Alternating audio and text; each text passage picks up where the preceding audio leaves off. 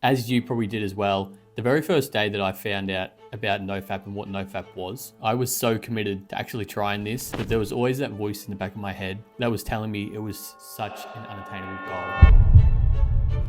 My self-esteem was so low that I genuinely did not believe that I had what it took to conquer my urges. For about the first 3 years of me trying NoFap, it was just a series of 1-day streaks or 2-day streaks, which always ended in pity and anger.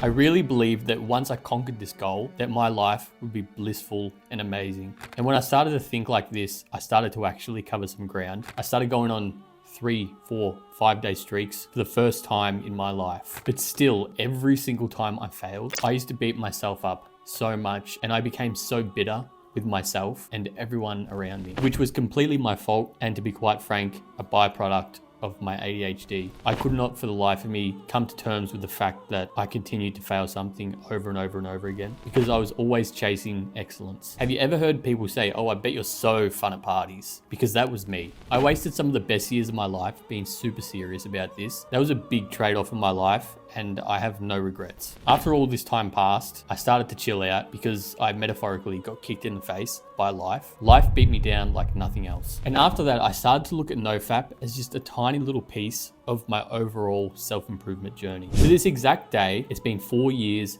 11 months, and 29 days since I started NoFap, to the point now where I've completely given it up. And yes, don't ask me how I found the exact date, but by some miracle, I found it in my phone, and it's just crazy to look at. When I finally got to that point, 4 years, 11 months, and 29 days later, my entire mentality shift and done a complete 180. My shift went from women 24/7 to focusing on myself. Because to be honest, ever since I started producing testosterone, I've looked at 90% of the girls and I've always fantasized about sleeping with them or doing dirty things to them or being their boyfriend or getting married, or just all this crazy shit. But then one day, poof, nothing.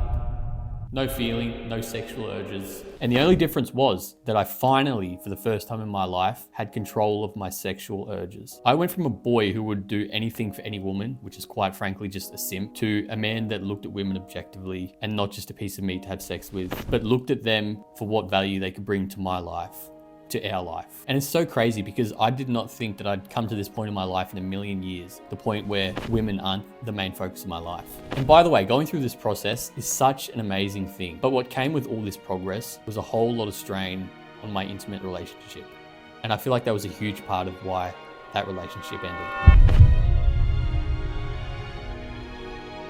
Sadly, my life went into shambles after that. I fapped here and there, but ultimately I came back so much stronger and so much more resilient than I ever expected I could. And then something crazy happened. Years later, I went on a date with a new girl, and guess what happened? I didn't look at her body. I didn't think about having sex with her. I looked at her objectively, and for the first time in my life, I actually formed a connection, a real connection with a woman. I always felt that lack of lust that I was starting to maintain was just my way of leveling up and becoming a better man. NoFap can be so hard on your personal life if you don't keep it in check. And it's by no means an easy thing to do. And yes, achieving this wasn't easy, but then again, anything that's worth your time is never easy. But when you keep yourself level-headed and you stay focused and you keep yourself in check, conquering NoFap can be one of the best things that you ever do for yourself. Put your shirt on, bro, because you got work to do.